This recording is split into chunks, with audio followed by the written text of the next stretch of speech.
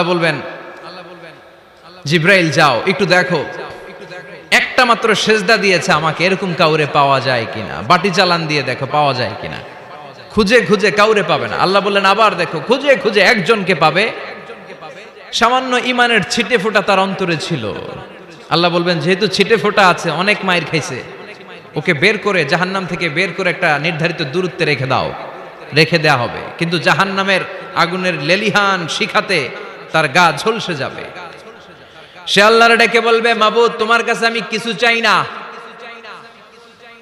জাহান্নাম থেকে তুমি আমাকে বের করেছো, জীবন নদীর পানি তুমি আমার গায়ের মধ্যে ঢেলে দিয়েছো, আমি আবার সজীবতা ফিরে পেয়েছি। আমি তোমার কাছে জান্নাত চাই না, শুধু নিরাপদ একটা দূরত্বে আমাকে রেখে আসো, যাতে জাহান্নামের আগুন আমারে কষ্ট দিতে না পারে।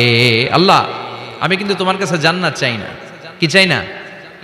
জান্নাত চাই না, কিন্তু জাহান্নামের